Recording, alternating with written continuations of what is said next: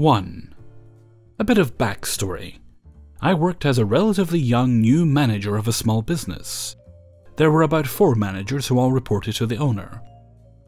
We had about 20 staff members, and I regularly was in charge of 5 or 6 staff members at a time. Now for the MC. My shift was due to run for 9 hours on this day, and the employee handbook, as well as the national award, stated that this shift required a 1-hour lunch break. There is also a specific subsection where it stipulates that if you are required to remain on call during your lunch break, then you would be paid for the entire hour. When I approached the owner about this, I was told that I could just eat some sandwiches in the staff room, cramped dark storage room, and just go help out if anyone needed me. I argued that this would mean I was on call and therefore should be paid for the work. He was having none of it, and claimed that if I needed to nip out to buy some lunch then, of course, that would be fine as I wasn't on call. Here is where the MC comes in. If I'm not on call during my break, then I sure as hell wasn't going to hang out in the storage closet for an hour. So I made sure that on the day of the MC I had some of my senior staff members working with me. I explained that I needed to leave the store for an hour for a lunch break, and I picked a nice quiet day, and made sure that the staff had my personal cell phone number in case something went wrong. I was only 5 minutes down the road and made sure I could be there if urgent. But for this to work, I had to be off camera and away from the center for a full hour. I then proceeded to head down to a local lunch bar, read the paper and just enjoy the peace and quiet for exactly the amount of that time I had for my break. I ran my watch timer as I left the store to ensure complete compliance of the 1-hour break. It took 3 shifts for the owner to realize I was doing this, and when he did find out, all hell broke loose. I was told something along the lines of, "What if something had happened? The junior staff don't have the experience to deal with major situations. What if someone held us up at gunpoint while you were away?" Every situation he brought up highlighted the fact that I needed to be there at all times, to which I calmly responded that I was on break. And I then repeated his claim that I was not on call and could leave the store to go get lunch if I wanted to. He started to realize what was happening and asked me not to do it again until he had a chat with the relevant people. The next week he had a meeting with me explaining that it was wrong for him to ask me to stay in the center on call without pay, and that from now on, all managers will be paid for their breaks. It's been 4 years now and managers have come and gone, but all of them have since been paid for their breaks. I feel like I made a positive change for the employees, and I'm proud that I made the effort to show him that we needed to be on call. Thanks for listening to my story. 2. I have asthma, always have. Now there are varying degrees of asthma, the worst is considered having asthmaticus. Essentially this means the following. Number 1, I would have an asthma attack 2 or more times a year. Number 2, these attacks would result in hospital stays at a young age. Number 3, I was provided a nebulizer to use at home, and I also had one which stayed in the nurse's office. Now since my youth I have grown to the point where my asthma is more controlled, and with proper meds, I seldom wheeze now or have an episode. Thankfully my last full-blown asthma attack was over a year ago, and only stirs when I'm ill with upper respiratory issues. Think the flu, colds, etc. When you grow up with asthma, as you have probably read in the other posts, you know when an episode is coming on. You know when it is getting worse, and you know when it is time to say, "Fuck it! I don't want to die, nebulizer time." I didn't have many issues with teachers growing up. My mom was on the PTA and was known throughout the schools I attended and was very much a helicopter parent. I didn't even think there could be issues with taking my meds until I was in my early 20s and working at a collections call center. We had a team leader we will refer to as EB, entitled Bitch. EB had a propensity to tell you what you were doing and experiencing, and if you didn't do what she would do, how she would do it, then you were clearly doing it wrong. She was a micromanager like no other, and she and I'm extremely stubborn when it comes to being micromanaged, had a few altercations. To put things in context, here are a few things we clashed on in the course of the first year I was there. Number 1. We were allowed personal items to entertain ourselves while we worked. EB had the nerve and gumption to think that she was allowed and had the power to snatch anything she wanted and place it in her drawer. Like we were 5. I had a red stress ball I would juggle while working. One day, while tossing it up not too high and catching it, she thought it would be a good idea to snatch it mid-air and walk it to her desk. I placed the call on hold, walked down the aisle, opened her drawer and took it back. I then took a picture frame from her desk and took it back to mine. She didn't have much of a leg to stand on when we spoke to the floor's VP later on. I got to keep my stuff. Number 2, she would walk up to you mid-conversation and start talking behind you, leading what you were saying. The worst part of this is that the person on the phone could hear it. While most would comment on it, one day I decided to shift the entire convo with said person over to the fact of how rudely she was behind me. I basically sat down, turned my chair to face her, and remarked to the person on the phone how, "Yes, it is rude to interrupt our conversation. Why, yes, we do have a good rapport. No, I would never ask you to pay that much up front. That would be asinine based on what you have told me you are going through financially." Once again, she backed down. Now it was later in the year, and I ended up catching what turned out to be the flu. Most of the office did this year, but although I tried to work through it, I called in one morning while having an asthma attack. Now, I don't know about everyone else with asthma, but this is how an asthma attack works for me. It's not that you cannot breathe in, you can't breathe out. It takes a ton of focus and effort to push the air in your lungs out, so you can inhale a full breath of air. This is worsened by the fact that your airway is being constricted by your overactive bronchial tubes, and made even worse when you are already lightheaded, and a coughing fit can lead you to dang near passing out. What it sounds like. Imagine having just run until you can't breathe anymore, now add a cough that won't let you inhale all the way. That's how you sound on the phone. I left a message on the call-in line, and took another treatment. The attack started after work the previous day, so I had been up mostly all night taking treatments every 4 hours. I was exhausted, ill, and short-fused. This is when EB decided to contact me and inform me that she didn't see my asthma as that debilitating, and I needed to be in the office within 10 minutes as she knew how close I lived. Now, arguing while having an asthma attack is terrible, and try as I may, she just kept cutting me off. Happy that she could get a word in edgewise with me unable to really talk back, as she put it. So I capitulated. I got up, put on whatever was close by, and slowly made my way to work. It took longer than the 10 minutes allotted, but I had to pack my meds and nebulizer. And I didn't pack my new compact one. No. I packed my boy Blue. As I said earlier, I have had asthma since I was born, so I have multiple nebulizers and good old Blue is the oldest.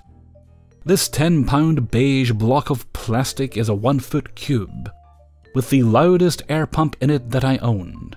Not only was it loud, but it shook like a $400 women's magic wand.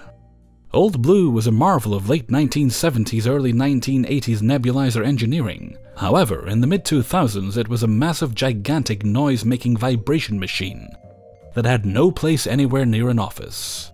I walked in looking like death.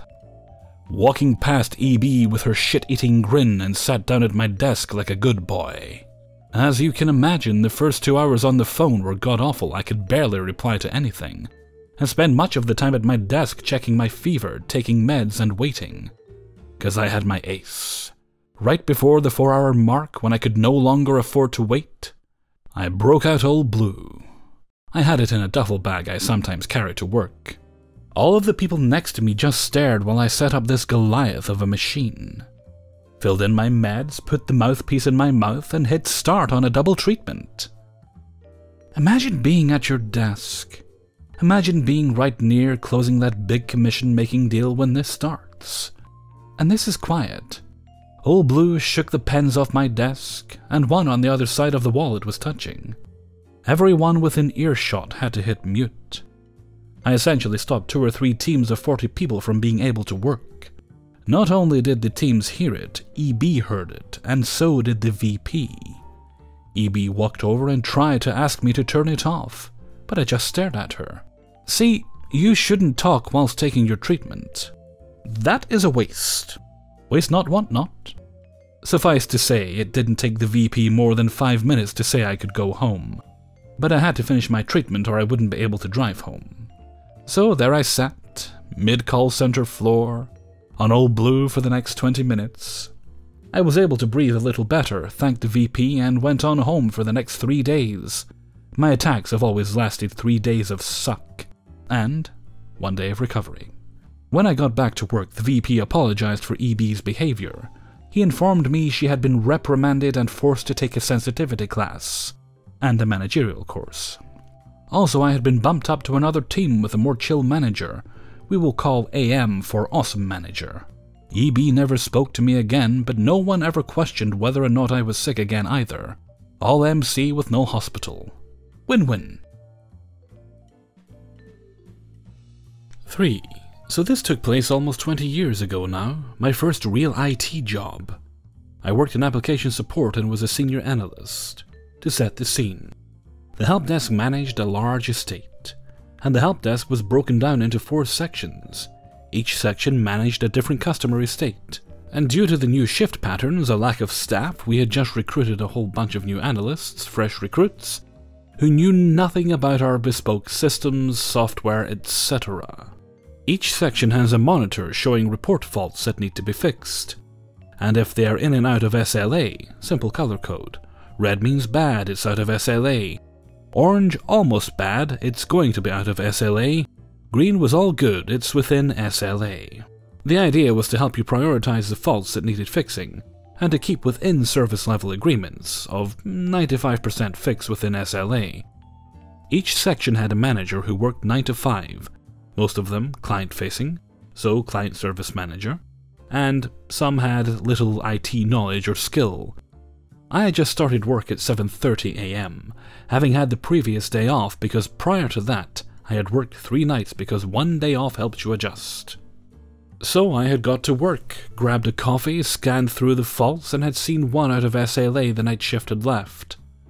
A quick check on the fault logging system scanning through the history, I knew this job would take a couple of hours, but I could dial into the site, execute commands and rebuild their database, drop out and then periodically log back in to check on progress. The pain would be to ensure no data was lost, financial data. There was an additional problem in that the software in use was a very old version and shouldn't have been supported anymore. Only 2 analysts had bothered to learn it, because there was only a few customers left with it. Hence it had been left. The night shift knew I was on, and I was one of the 2. The rest of the faults would not require as much time, but could be dealt with easily, simple stuff, printers breaking, hardware not working, etc. Some basic software faults which would be fixed with restarts. Turn it off and on again. And then some others would require a few simple commands to be executed. So I dialed in, checked what I thought would be the problem, confirmed my guess, started backing up, dropped the connection, and then started on other faults. I was sat in a semicircle of 5 rigs working fast. I knew the new analysts would start at 8:30. Sure enough, in they marched. I was asked to take 2 of them and start training. Easiest way to do that is with active sites and active faults. That way I killed 2 birds with 1 stone, clearing the backlog and doing training at the same time. They're both nice lads and we hit it off. And they are learning as we go. I start them on a rig each, explaining how we connect to sites, commands, passwords we use, and then how to do initial investigation, what to look for, yada yada. At 9ish, the manager for the section I was on came in, walked past the desk, stopped, pointed at the screen and said, "What is that red? Fix it!" Then marched off. About half an hour later he walks back through the help desk, sees the phones are a little manic, sees me dialing into sites individually, whilst also helping the 2 new guys, and still not having said good morning, raised his voice and says, "I told you to fix that, why haven't you?" My response was lost to the nethers of time, but whatever I said was not good enough, and he stormed off. He returned with the department manager, and she, a lovely lady, takes 1 look at me, what I am doing, listens to the voices around her, and can see it's a busy day. She asks me why the fault is out of SLA.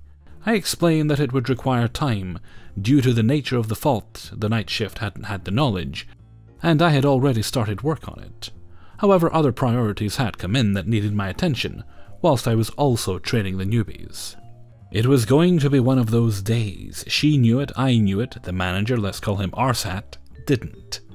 She nodded, thanked me, and they left. About 2 hours later, at the point I have not had a break, but my new assistants, new analysts, had been good and had been supplying me with coffee. I worked with them, and we had cleared through a large number of faults, not helped by a system update failing.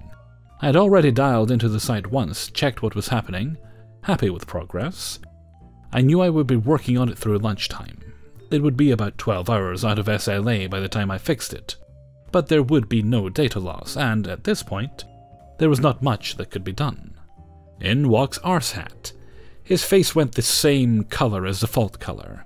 He was spitting tacks, he threw a wobbly, followed closely by the toys from his pram. Leaning closer, he told me to fix the effing fault and to stop effing about and do my effing job. I replied, losing my patience somewhat, and I told him I am doing my job, why doesn't he go find a large object and himself with it? It was at this point the room went silent. He went purple and stormed off. Now my team leader came up and asked what was going on. I explained to her the problem, what I had done, was doing. She could see I was managing everything, and if she could have, would have allocated another analyst to the desk to help me. She leaves telling me she has my back. But just to moderate it somewhat. A few minutes later, Arshat walks in with department head. I get taken into her office. He lodges a complaint against me personally, and he's ranting. At this point I turn to her, department head, and say, it's been manic. I've already started working on it. It's lunchtime soon, and what would you have me do, just work in that one fault and nothing else? Before she could respond, he said something along the lines of, effing hell, now he gets it. So I look at him. Say, you want me to do nothing but that one thing? Yes.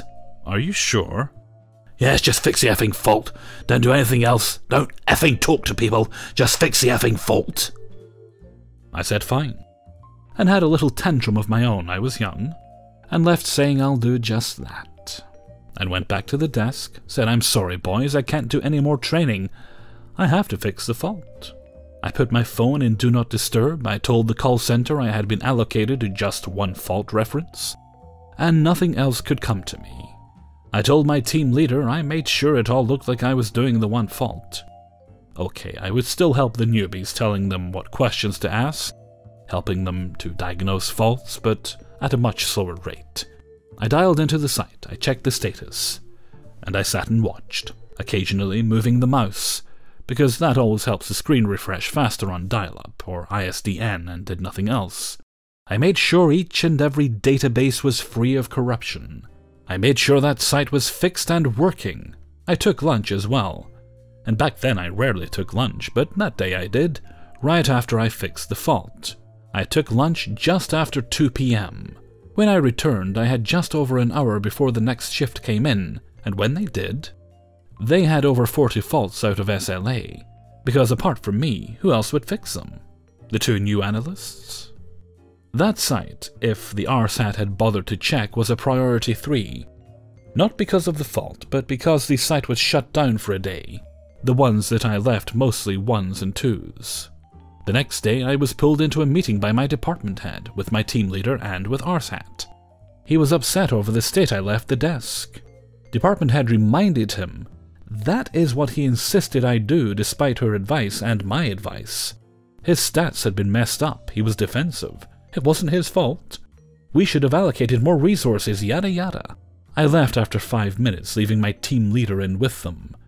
She came out smiling and patted me on the head, saying, "Good boy." Arshat rarely spoke to me after that, preferring to email, and he left a few months later. 4. We owned an auto repair shop for years. Until the mid-2000s, it was rare for a customer to provide their own parts for basic repairs. But then people discovered online shopping. Most of the time we explained they were not saving much money, and we wouldn't warranty the part, which meant if it failed, the customer was going to have to pay the labor to have us remove so they could return the part and get a new one for us to reinstall, whereas if we provided the part, we would warranty it. Most of the times the savings were minimal and not worth chancing it. But on occasion the price difference was significant, and that's where the headache started. A customer brought her car in because it was overheating. We diagnosed it, and quoted her about $500 for the repairs. New T-stat, radiator and hose. Hers was badly cracked and, while it didn't leak, it was going to at some point soon. Plus labor and coolant. $250 of that was for her radiator. She okayed the job. Then the husband calls and says hell no. He sees a radiator online for $129, and we are fucking him over. Lucky Me takes the call. I ask where he sees said radiator and he tells me shitparts.com. I don't remember the site. So I look it up and see it's a universal radiator, meaning it can be used in several models of whatever brand of car it was. But for each model you had to do something like punching out hole A or B, snipping a tab off, etc. In other words, you had to alter it to make it fit, and by altering it, you voided the warranty. I also explained a radiator is under pressure and by having different holes to punch out, made it inherently weaker. He argued that because I'm a woman I have no idea what I'm talking about, and I just want to charge him higher prices so I made more money to spend at the mall. Now I was used to the you have boobs you can't know cars mindset, and it really didn't bother me, but saying I wanted money to go to the mall crossed the line. I hate fucking mall shopping. It was like he knew that would piss me off. So I told him to just come and get the car. We were not going to work on his shit and hung up. My husband was standing next to me laughing and was surprised that's all I said. He was completely on board with not doing the job and always backed me up if I refused to take a job. We were always busy and didn't need to deal with people who were assholes. His kryptonite was crying women, and sure enough the wife comes in crying that she really wants us to do the work. My husband caves and says okay and explains that we shouldn't order the radiator from shitparts.com. She understands and agrees to use ours. Once again her husband gets pissed, but instead of calling, he comes into the shop. He refuses to talk to me, so I get my husband.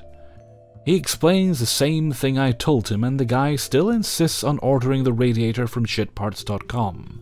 We cave and say okie dokie. Malicious compliance sets in, and we make him sign a waiver that explains why the part may fail, why it won't be warranted, and that we will charge him remove and replace labor if we have to replace it.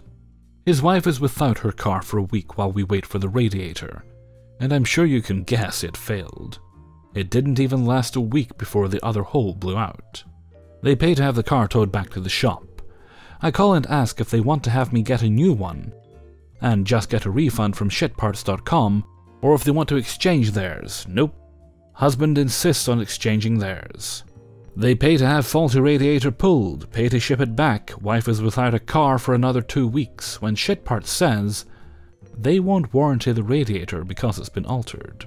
Wife finally has enough and tells us to ignore her husband and just fix the car. He never comes back, but she remained a loyal customer, and after they get divorced a couple years later, she told me that radiator ended up being $129 plus $59 shipping and $90 to ship it back, $175 to have her car towed, $200 for a rental car while they waited for the first one, and $325 for the second rental until she said fuck it, plus the credit card fees.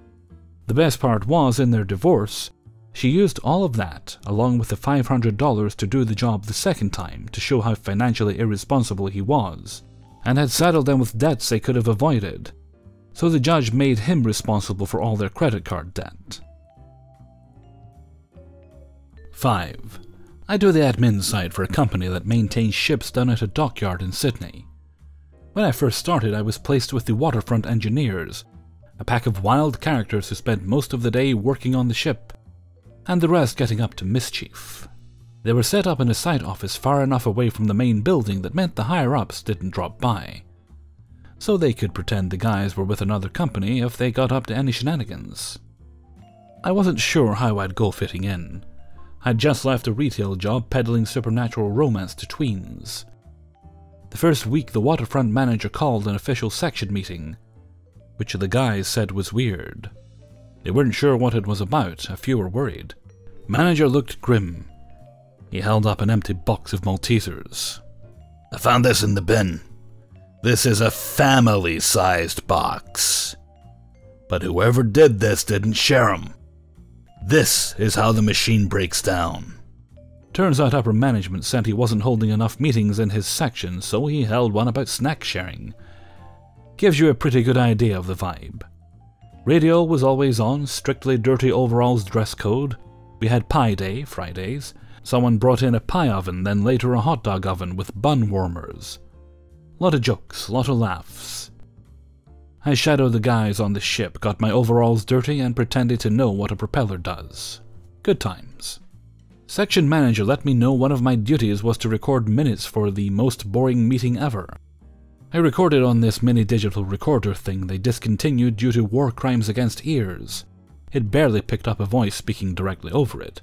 So listening back, you crank up the volume and you're concentrating, trying to decipher the mumbles. Then it picks up a sneeze across town, pumps it full of decibels, and boom! Nuclear explosion in your ear holes. So once a fortnight, I record the most boring meeting ever, plug my headphones in, and listen back to the most boring meeting ever all over again, in surround sound, and type it up. A 2-hour meeting, packed full of action items, acronyms, non sequiturs, and tangential bullshit. Takes me about the same time to listen, decipher, and type up into something resembling the minutes of a productive meeting. When I had the headphones on, the guys in the office left me to it, even cutting me out of this super fun game where you throw a foam ball at someone's face when they least expect it. Anyway, short story long, the ship sailed, project finished up, and I got moved to another section with the engineers. These are the guys that Waterfront were always complaining about, as they were sending through design changes for Waterfront to implement, but rarely visited the ship, so their designs often caused a lot of problems when installation was underway. Their overalls were very clean. Vibe was less foam ball to the face, more bunch of librarians ready to shush you in the face. There was a no headphones policy up there, even though they had killer internet and no blocks on the complete Hillsong catalog webpage. Kidding, psych carriage all the way. Being an open plan office, the engineering manager wanted everyone to be accessible, approachable, and tuned in, solving problems directly with people, contractors sitting around you, rather than emails, meetings, office hunting, etc. Weirdly, they were trying to achieve what Waterfront had figured out, where it was free and easy and contractors were dropping in there to solve problems all the time, and you put your headphones on to get work done and tune out.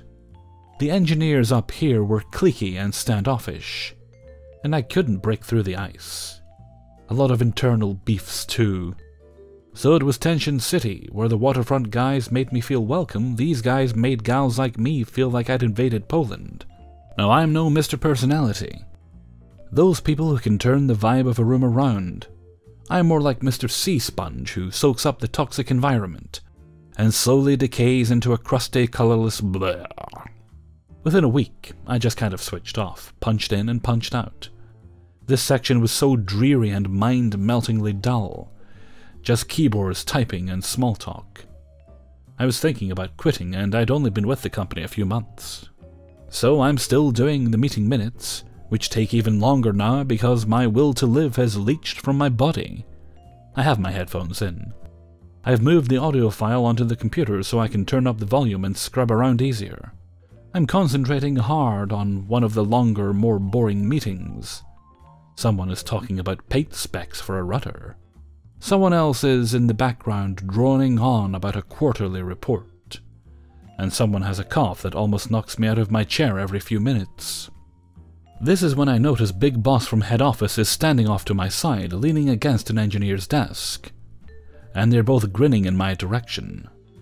Now, he's not a bad dude, but he's one of those bosses that have that weird knockabout one of the boys swagger, that wears a suit and only talks to other people in suits, and occasionally comes down to tour through the peasants and sits on the edge of a desk and makes whack jokes and expects a laugh and then slaps his knee and says, "Alright, I'm off."